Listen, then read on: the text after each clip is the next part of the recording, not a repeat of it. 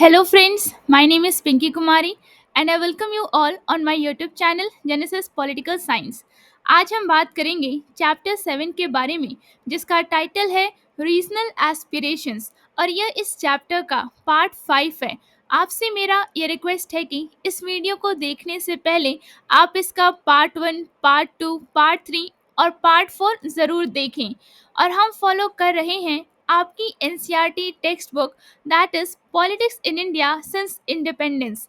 चलिए हम इस चैप्टर को एक सिंपल और इजी तरीके से समझने की कोशिश करते हैं, डायरेक्ट आपकी एनसीईआरटी टेक्स्ट बुक के पेजेस को रीड करके। आपसे मेरा ये रिक्वेस्ट है कि इस वीडियो को जब भी देखें आप अपने एनसीईआरटी टेक्स्ट बुक के साथ बैठें। सबसे पहले हम बात करेंगे पेज नंबर 123 के बारे में, और जो सबसे पहली हेडिंग है वो है साइकिल ऑफ वायलेंस। आप कह सकते हैं हिंसा का चक्र। Soon, the leadership of the movement passed from the moderate Akalis to the extremist elements and took the form of armed insurgency. आप कह सकते हैं कि जल्द ही आंदोलन मतलब मूवमेंट का नेतृत्व मध्य मार्गी अकालियों मतलब मॉडरेट अकालीस से कंटरपंथी तत्वों मतलब एक्सट्रीमिस्ट एलिमेंट्स के हाथों में चला गया, और यह एक सशस्त्र विद्रोह मतलब आर्म्ड इंसर्जेंसी के रूप में बदल गया। These militants made their headquarters inside the Sikh holy shrine, the Golden Temple in Amritsar, and turned it into an armed fortress.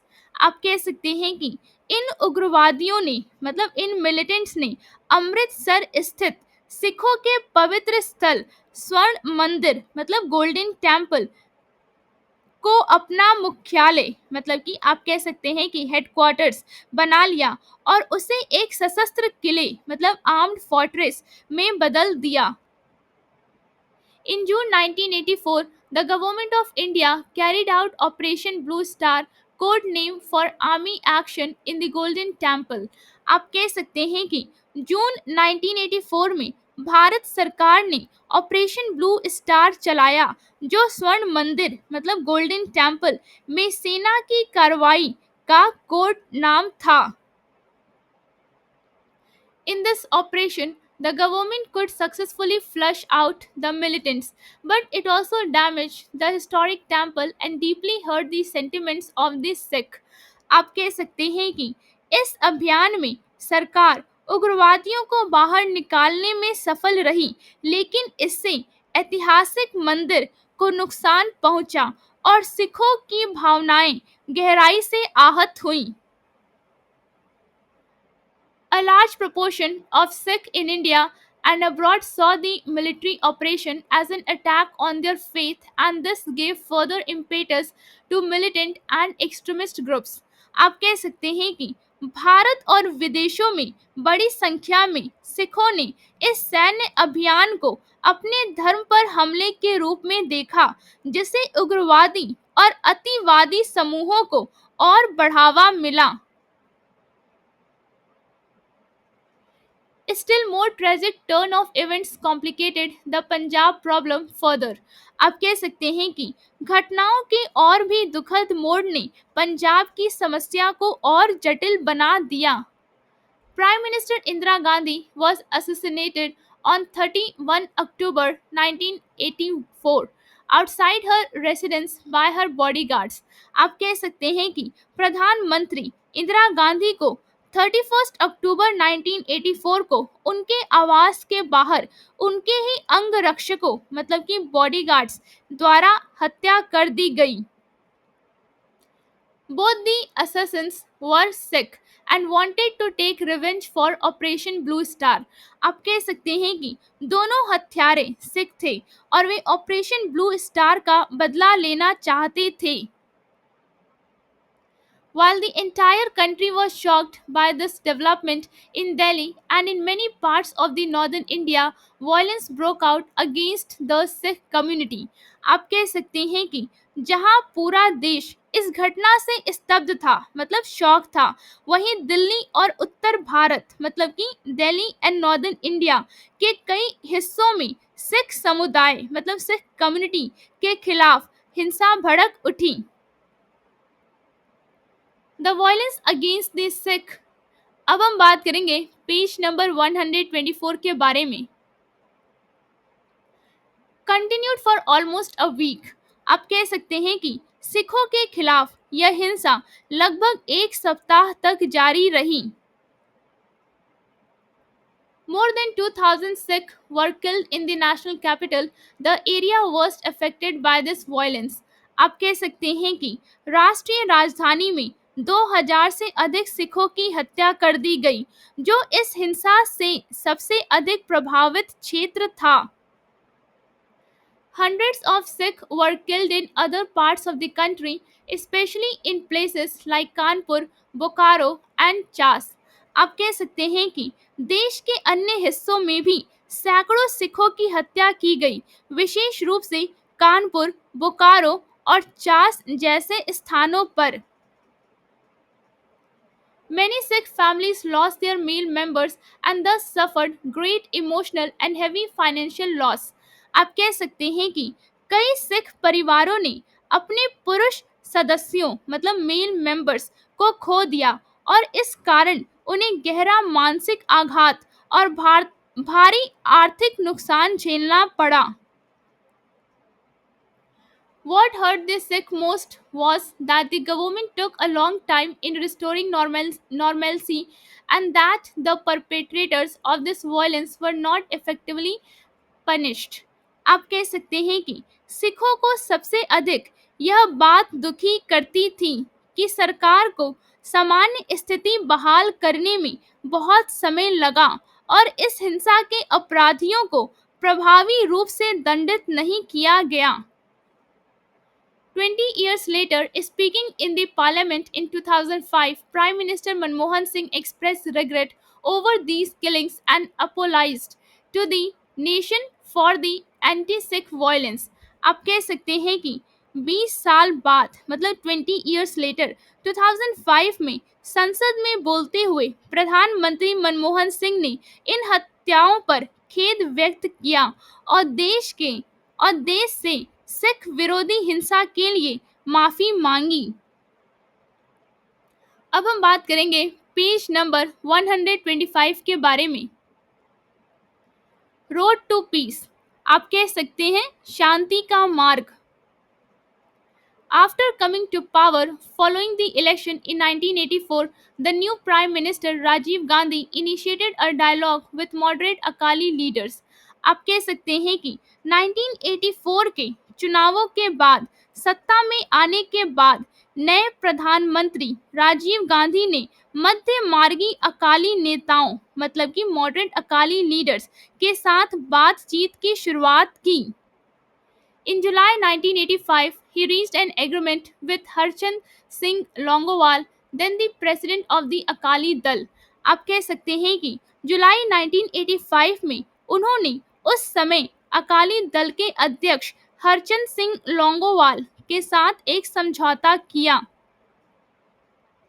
This agreement, known as the Rajiv Gandhi Longowal Accord or the Punjab Accord, was a step towards bringing normalcy to Punjab.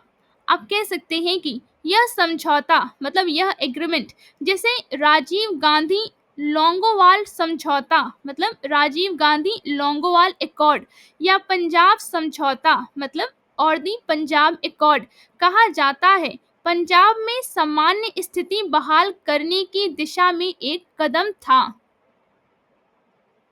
It was agreed that Chandigarh would be transferred to Punjab, a separate commission would be appointed to resolve the border dispute between Punjab and Haryana, and a tribunal would be set up to decide the sharing of Ravi Byas river water among Punjab, Haryana and Rajasthan.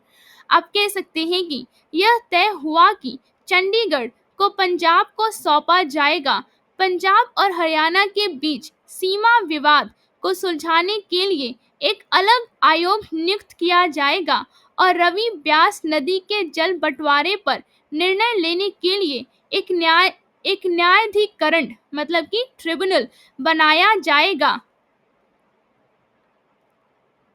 The agreement also provided for compensation to and better treatment of those affected by the militancy in Punjab and the withdrawal of the application of Armed Forces Special Powers Act in Punjab। आप कह सकते हैं कि इस समझौते में पंजाब में उग्रवाद से प्रभावित लोगों को मुआवजा और बेहतर सहायता प्रदान करने तथा पंजाब से सशस्त्र बल विशेष अधिकार अधिनियम मतलब आप कह सकते हैं arm forces special powers act in Punjab, जिसे आप शॉर्ट में कह सकते हैं AFSPA को वापस लेने का भी प्रावधान था। However, peace did not come easily or immediately। आप कह सकते हैं कि हालांकि शांति आसानी से या तुरंत नहीं आई। The cycle of violence continued nearly for a decade। आप कह सकते हैं कि हिंसा का चक्र लगभग एक दशक तक जारी रहा। Militancy and counter-insurgency violence led to excess by the police and violations of human rights। आप कह सकते हैं कि उग्रवाद मतलब मिलिटेंसी और सशस्त्र विरोध उग्रवाद की हिंसा के कारण पुलिस द्वारा अत्याचार और मानव अधिकारों का उल्लंघन हुआ। Politically, it led to fragmentation of the Akali Dal. आप कह सकते हैं कि राजनीतिक रूप से मतलब पॉलिटिकली इसने अकाली दल के विखंडन को जन्म दिया। The central government had to impose president's rule in the state and the normal electoral and political process was suspended। आप कह सकते हैं कि केंद्र सरकार मतलब सेंट्रल गवर्नमेंट को राज्य में राष्ट्रपति शासन मतलब प्रेसिडेंट्स रूल लागू करना पड़ा और सामान्य चुनावी और राजनीतिक प्रक्रिया निलंबित कर दी गई। It was not easy to restore the political process in the atmosphere of suspicion and violence। आप कह सकते हैं कि संदेह और हिंसा के वातावरण में राजनीतिक प्रक्रिया को बहाल करना आसान नहीं था। When elections were held in Punjab in 1992, only 24% of the electors tuned out to vote। आप कह सकते हैं कि जब 1992 में पंजाब में चुनाव हुए तो केवल 24% मतलब 24% मतदाताओं ने मतदान किया। Militancy was eventually eradicated by the security forces। आप कह सकते हैं कि अंततः सुरक्षा बलों द्वारा उग्रवाद को समाप्त कर दिया गया। But the losses incurred by the people of Punjab, Sikh and Hindus alike were enormous। आप कह सकते हैं कि लेकिन पंजाब के लोगों सिख और हिंदू दोनों को हुए नुकसान बहुत बड़े थे।